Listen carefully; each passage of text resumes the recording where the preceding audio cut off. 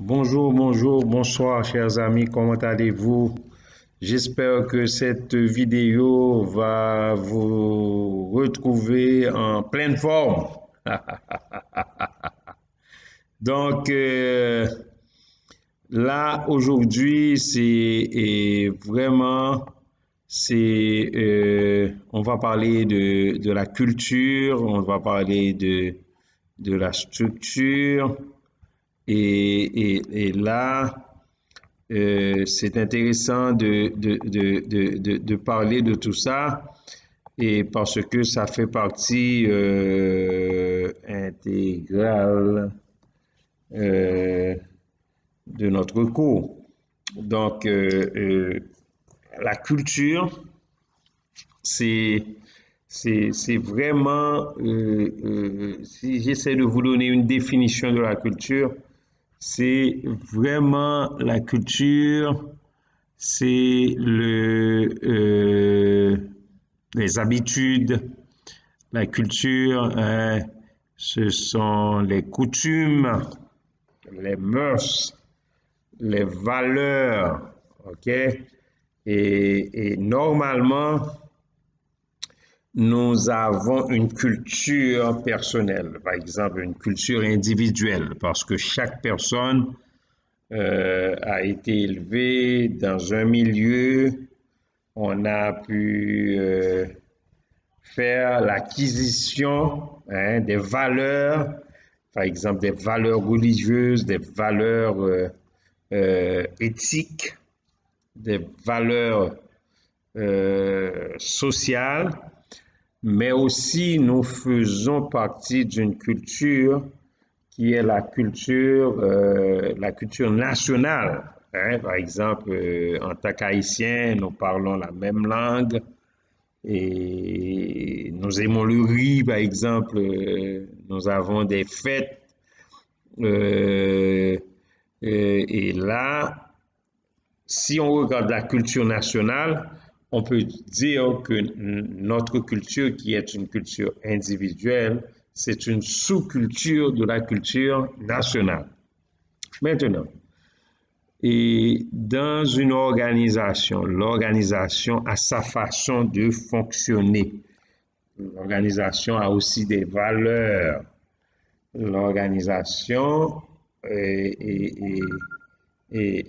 des valeurs, des cultures, sa culture, et on peut dire que lorsque je rentre dans une organisation, je deviens membre ou je deviens employé, je deviens un collaborateur, j'arrive avec ma culture.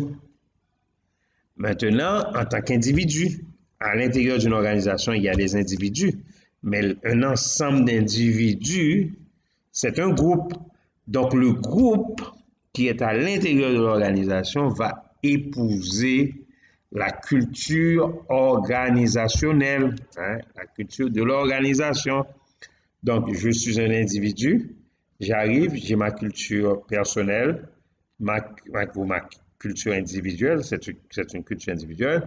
Je fais partie du groupe, il y a une culture, la culture de ce groupe, et cette culture-là, c'est vraiment, l'organisation a aussi a sa culture, et je vais épouser aussi, en tant qu'individu, je vais épouser la culture de mon groupe, la culture de mon équipe, la culture de mon organisation.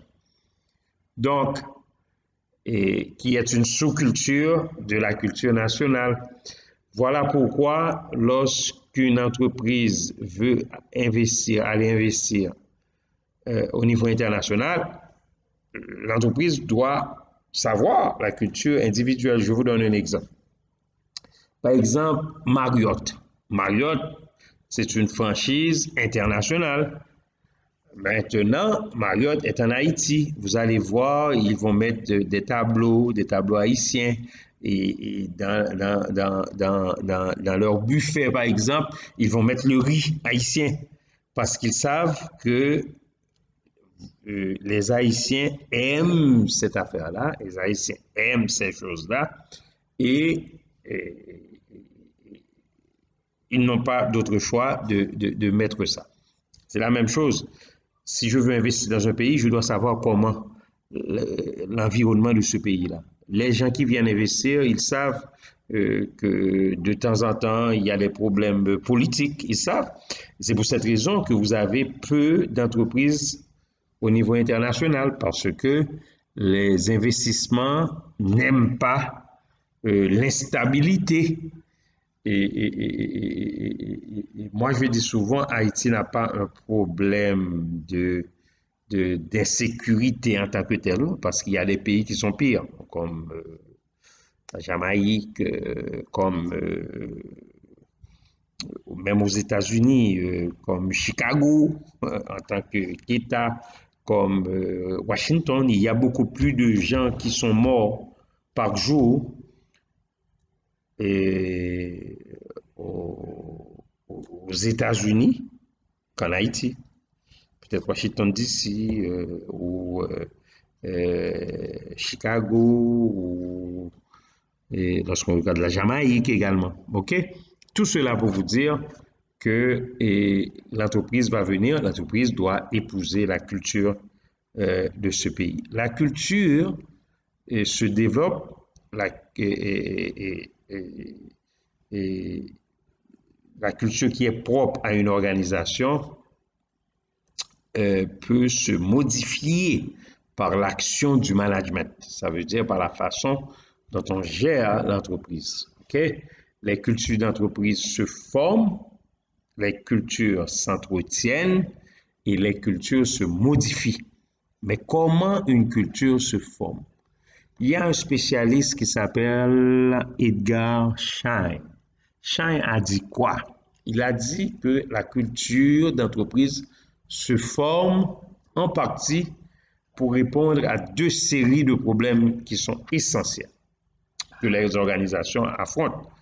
Et il y a les problèmes d'adaptation au monde extérieur. Je dois m'adapter au monde extérieur, je dois m'adapter aux changements constants qui se passent, qui se font dans l'environnement extérieur. C'est-à-dire, ma mission doit s'adapter à l'environnement, les objectifs doivent s'adapter à mon environnement, les moyens que j'ai à ma disposition doivent s'adapter à mon environnement.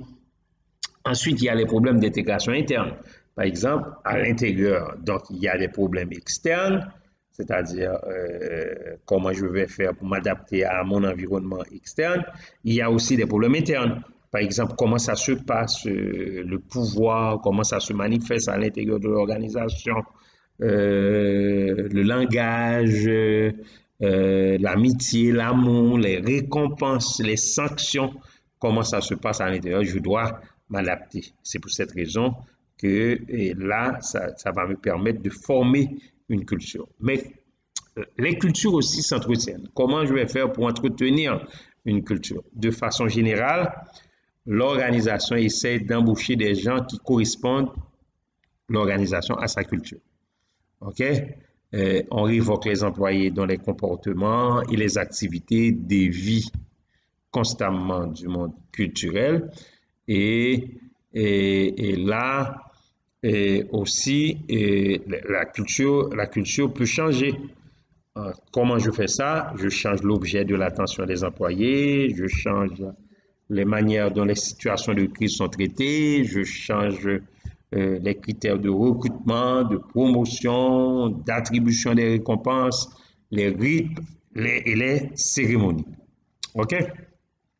Maintenant, dans un cours comme ça, je vous donne une définition de ce que nous appelons poste. Il y a les gens qui appellent ça une fonction. Un poste consiste à déterminer les caractéristiques formelles et informelles des tâches qui vont être accomplies par les employés, y compris les relations interpersonnelles et les interdépendances que crée l'exécution de la tâche avec d'autres personnes situées à l'intérieur ou à l'extérieur de l'organisation. Ça, c'est du bon français. Et ce qui est important à savoir, c'est qu'un poste, c'est une fonction. Dans une fonction, on va me dire mes tâches, on va me dire aussi les attitudes, ça prend des aptitudes et des attitudes. OK? Donc, on détermine les caractéristiques qui sont formelles. Qu'est-ce que je vais faire? Si je suis directeur, c'est formel. Et il y a aussi des éléments informels aussi. Par exemple, je peux utiliser mes compétences pour pouvoir faire des choses qui ne sont pas inscrites dans ma description de tâche. OK? Donc, lorsqu'une personne rentre pour pouvoir épouser, bien sûr, la culture organisationnelle, la personne doit se socialiser. C'est la socialisation. La socialisation, comment ça se passe? C'est un processus où les anciens membres vont transmettre aux cadets, c'est-à-dire les gens qui rentrent, les aptitudes, les connaissances dont ces gens-là auront besoin pour remplir efficacement leur rôle dans l'organisation. OK? Maintenant, ces gens-là, c'est-à-dire les anciens vont transmettre aux cadets. Ces anciens-là vont transmettre l'apprentissage du travail, comment on fonctionne dans les groupes, les valeurs, les relations sociales, c'est tout ça. C'est aptitude et attitude. OK? À avoir pour pouvoir faire le travail en toute sécurité, sécurité dans le sens d'avoir avec efficacité. C'est ça que je voulais dire. OK? La structure, c'est la manière, c'est le mode d'agencement, c'est comment l'entreprise est agencée. Lorsqu'on applique la structure à l'organisation, la structure organisationnelle, c'est la manière dont une organisation combine les différentes dimensions en un tout cohérent. Structure, c'est, on a dans une maison, hein, j'aime dire ça, dans une maison, il y a le plafond, il y a les murs et il y a le sol. OK? Dans ma définition, je vous dis quoi? C'est la manière dont une organisation combine les différentes dimensions en un tout cohérent. Mais c'est quoi les dimensions? Les dimensions, on parle du degré d'autonomie de l'employé, je vais vous l'expliquer tantôt. On parle de la formalisation, de la centralisation et de la complexité de l'organisation. Lorsqu'on dit tout cohérent, le tout renvoie à des parties qui supposent une départementalisation. Je vais vous expliquer ce concept après. Et la combinaison cohérente rejoint le concept de coordination. Donc, je vais vous expliquer c'est quoi les dimensions dans la définition de la structure. Je vais vous expliquer c'est quoi la départementalisation. Et ensuite, la coordination. OK? Je commence avec la coordination. La coordination, c'est la façon de combiner les différentes parties du tout. Par exemple, comment le travail va être divisé, la départementalisation des activités, par exemple, marketing, production, gestion des ressources humaines, et la supervision directe. Et lorsqu'on parle de la coordination aussi, comment ça va se passer, il va y avoir une supervision directe ou une supervision indirecte. Mais ce que je sais, c'est que pour être efficace, une structure doit contribuer à quoi? À la réalisation des objectifs organisationnels. OK? En utilisant, c'est-à-dire être efficace, réalisation des objectifs. La structure doit être efficiente, ça veut dire qu'il n'y a pas de gaspillage. D'accord? Et alors, les dimensions. Les dimensions, on parle du degré d'autonomie, la formalisation, la centralisation et la complexité. Je vous explique c'est quoi l'autonomie. L'autonomie, chers amis, c'est le nombre d'employés sous le contrôle d'un même superviseur. Plus ce nombre est grand, plus le degré d'autonomie d'un employé est étendu. Et inversement, le degré d'autonomie est en rapport direct avec la forme et la structure organisationnelle. Par exemple, si on me donne 5 personnes à superviser et puis on me donne 35 personnes, c'est sûr, il va avoir un degré d'autonomie beaucoup plus large et je n'aurai pas assez de capacité à pouvoir superviser les 35. Ce serait mieux avec 5. Est-ce que vous comprenez? Mais l'organisation fait des choix aussi. Des fois, ils savent si ils embauchent beaucoup plus de superviseurs, ils vont pouvoir faire des débouts, ils vont payer beaucoup plus. OK? Ensuite, la formalisation. La formalisation, c'est la spécialisation par écrit des moyens et des fins du travail. Ça veut dire je mets les choses sous une forme, avec des règles, des procédures. Euh, euh, euh, donc, ça veut dire je formalise, je dis aux gens, voici comment je veux que ces choses-là fonctionnent. Et je mets ça par écrit. Et cela peut prendre la forme des procédures dans l'organisation. Et l'organisation tout entière est soumise à des procédures, des façons que les choses se formalisent. Mais lorsqu'il y a trop de règles aussi, ça va créer un problème ça va créer ce qu'on appelle une bureaucratie lourde. Hein, ça va être vraiment lourd pour faire fonctionner l'organisation.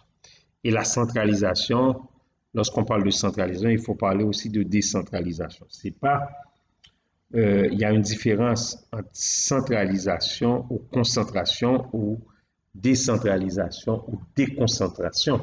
Je peux déconcentrer un service, un département, et puis je ne décentralise pas. Lorsque je décentralise, je dois vraiment donner du pouvoir aux autres unités. La centralisation, le pouvoir est à un point dans l'organisation, le pouvoir est centralisé. La décentralisation, le pouvoir est partagé entre les membres des unités. La complexité, nombre de divisions, nombre de services, des groupes d'occupation, des postes. Plus l'entreprise comprend un nombre élevé de divisions, plus elle est complexe dans son administration et inversement. Ça veut dire, si on a moins de divisions, c'est moins complexe. Hein? Et si on a très peu, on est en face d'une organisation qui a une structure, mais une structure simple. La départementalisation, c'est comment on va coordonner les parties du tout. C'est l'élément le plus visuel de la structure d'une organisation. Et ça se matérialise à travers l'organigramme. OK? Et là, on va voir le degré d'autonomie, on va voir un peu la formalisation, on va voir la centralisation dans une départementalisation parce qu'on sait vous allez voir la hiérarchie, comment le travail est divisé et la complexité aussi. Si on a plusieurs départements, c'est plus complexe. OK? En termes de département, il y a départementalisation ou structure. On peut dire la départementalisation fonctionnelle, c'est lorsqu'il y a les fonctions de l'organisation, production, marketing, finance, etc. Et la coordination est assurée par des gestionnaires de niveau supérieur. On les appelle des vice-présidents. Et il y a la départementalisation divisionnelle. Les employés sont groupés, mais selon le type de produit, leur localisation géographique ou la clientèle qu'ils desservent. Par exemple, si vous avez, je vous donne un exemple, vous avez plusieurs hôtels et chaque hôtel est dans un pays. Là, vous allez avoir une structure, mais ça va être une structure divisionnelle parce que si vous avez un hôtel dans un pays, c'est une structure avec des fonctions fonctionnelles. Vous allez voir ressources humaines, production, finance, etc. C'est dans un pays, mais plusieurs pays. Il va y avoir plusieurs divisions, mais vous allez avoir à l'intérieur de ces divisions des fonctions C'est plus coûteux, mais c'est comme ça que ça fonctionne. Si vous avez plusieurs produits, plusieurs locations géographiques, plusieurs clientèles, la clientèle qui est différente. Et dans une départementalisation divisionnelle, la coordination d'une même division est assurée par un chef de division. Il y a la structure matricielle qui est une combinaison entre les deux structures. C'est pour canaliser temporairement la compétence. C'est une structure ou structure par projet qui a un effet multiplicateur. J'utilise des gens pour réaliser le projet et quand ça se termine, les gens retournent dans leur département respectif. OK? Dans une structure matricielle, on envisage cette structure-là, la structure matricielle, c'est lorsque l'environnement de l'organisation subit des changements rapides. Par exemple, dans un hôpital, on utilise la structure matricielle. J'ai une opération à faire, le chirurgien va venir, l'infirmière, l'anesthésiste, etc. Et c'est comme à l'intérieur, c'est comme si vous avez plusieurs experts qui viennent. C'est comme si vous avez une organisation. Par exemple, en ce qui concerne, comme je l'ai toujours dit en classe, j'ai été faire une opération à l'intérieur de la salle d'opération. Il y avait plusieurs spécialistes. C'est une structure matricielle. Ces gens-là viennent, mais ces gens-là ne sont pas sous la supervision du chirurgien qui était en chef. Alors, pendant l'opération, pendant le projet, pendant mon opération, le chirurgien en chef, c'est lui qui était le chef de ces gens-là. Mais c'est un chef qui supervise d'autres experts. Ils ne peuvent pas leur dire quoi faire. Est-ce que vous comprenez? Mais quand ces gens-là terminent, ils vont retourner dans leur département respectif et c'est une structure qui est temporaire, une structure par projet. C'est une structure qui est très utilisée par les ONG.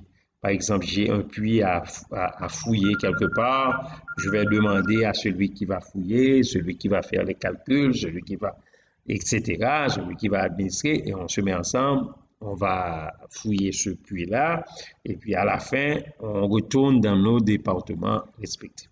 Ce n'est pas une meilleure structure pour un projet. Je dois vous dire, la meilleure structure pour un projet, c'est une structure par projet même. Projet, ça veut dire les gens sont là définitivement avec vous. Mais on utilise cette structure matricielle qui est une structure temporaire dans ces genres de choses. Et finalement, il y a la structure libre. Cette structure-là, c'est un choix qui permet à la direction de s'orienter vers la facilitation et l'adaptation en situation de changement. Lorsqu'il y a situation de changement, instabilité, décentralisation, là, on doit utiliser des systèmes d'information, une force de travail qui proviennent des jeunes cadres, on utilise une structure libre. Les gens sont vraiment libres et libres pour pouvoir faire le travail. D'accord? Donc, c'est tout ce que j'avais à vous dire en ce qui concerne la culture, la structure et l'évolution de la culture et la structure. Et on a parlé un petit peu du poste de travail. Voilà.